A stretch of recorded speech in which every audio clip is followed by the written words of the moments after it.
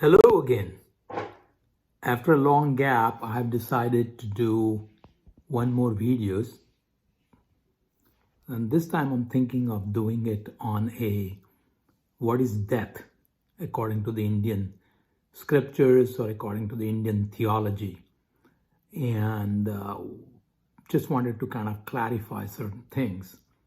Because there is always a question as to when somebody, quote, dies, unquote, what exactly leaves or what exactly happens. This goes back to the three bodies that we had talked about. One is the physical body, which is called Sthula Sharir. One is called astral body, or which is also called subtle body, or Sukshma Sharir. And the last one is the causal body, which is Karana Sharir, according to the Sanskrit terminology. So there is a Sthula Sharir, Sukshma Sharir, and causal body, which is Karan Sharir. So actually the consciousness pervades everything. So consciousness is different than the three bodies. The Sukshma Sharir, or the astral or subtle body, has your mind, intellect, jeev, and everything else. And it also has perceptions and all that stuff. So it itself cannot function without the pervading consciousness. So consciousness can be considered as an electricity, without which the light bulb, everything is intact, but it will not light up, or the computer wouldn't run even if everything is there, but there is no electric supply. The analogy that somebody had given it for these kind of things, though it is not exactly 100% matching or accurate, is that in a computer, the hard disk could be considered as a storage space, which is like your astral or subtle body storage.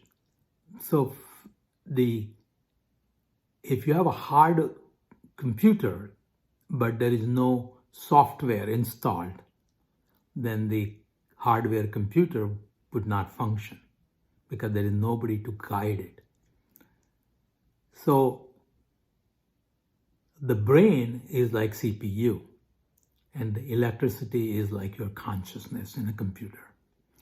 So if there is no electricity, you may have a hardware computer, software, which is the disk, the storage disk, but it would not function. Now think this way. If you take the weight of the disk without any memory being added, any programs being added to it, the weight would be same even if you add to that a program. So adding a program to your disk or the memory would not change the weight. So that is like a subtle body. And if you have the hardware and the disk but no programming, then you can't function.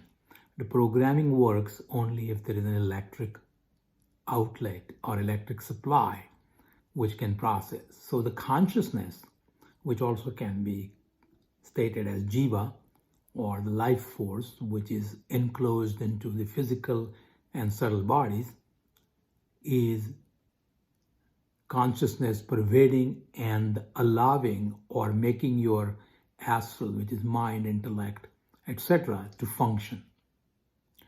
So basically, when somebody dies,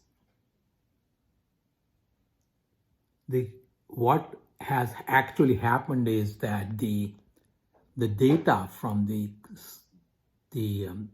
hard disk is gone, or it has left. But the hard body, the computer itself, is still there. The electricity is still pervading it, but there is nothing to lighten up, nothing to stimulate for something to be seen. Think about it this way. The mind, the intellect, the perception, everything is needed to think, to intelligently act. to perceive all this stuff.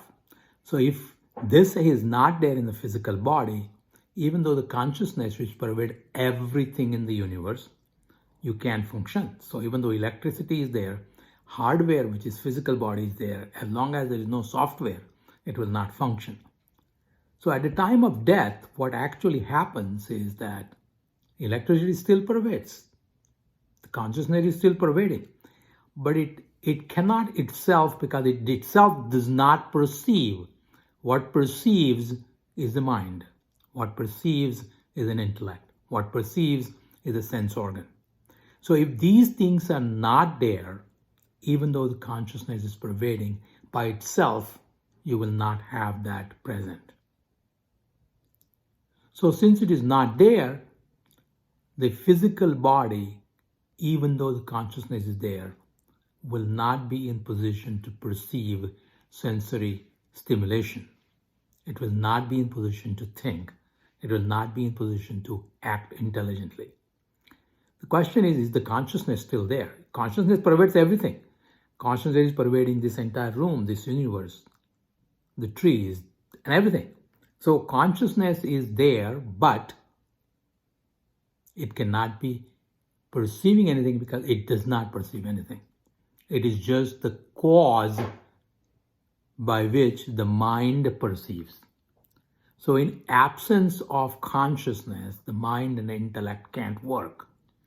But in absence of mind and intellect, the consciousness will not be in position to perceive because it itself is just an independent observer. It's like sun. The sun gives the light, and because of that light, we see different objects. But the different objects are there even if sun and sunlight are not there. We can perceive it. But if I'm not there to perceive, the sunlight does not perceive these objects. So sunlight in this example is like a consciousness. It is there, but it does not perceive a flower from a tree, from a house, or a human being or an animal because it does not have a mind. Consciousness does not have mind. Consciousness does not have intellect. Consciousness does not have any qualities which are related to the three gunas. So it does perceive nothing. The perceiving part is done by mind, intellect, and organs of perception, action, etc., which is actually part of the prakriti or the nature. So again, to reiterate, at the time of death, the consciousness continues to pervade the body, but there is no subtle body, there is no causal body. The subtle body is the mind, intellect, and organs of perception and action. So as long as they are not there, the body does not perceive anything. This particular thing, the causal body and astral body together leave the physical body, and that's what we call as death. After the death, this particular complex of astral causal body is present in astral world. However, because it does not have physical body, it cannot express itself.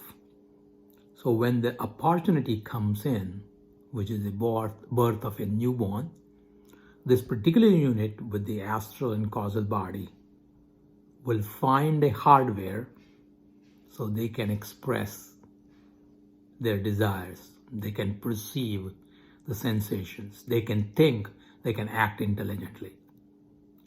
So again, going back to the example of computer, just because you have a software installed, if there is no electricity, you cannot act. If there is no hardware, you cannot use the software.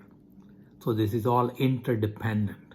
Hardware of a computer is a physical body. Software of a computer is astral and causal body, preferably astral body or subtle body. And electric supply that runs the computer is the consciousness. Again, with any example, there are pitfalls, there are defects, but this is the closest that it can come. Hope this explains something. I would like to talk about this in my next video also. If you like the video, please subscribe. Thank you. Have a nice day.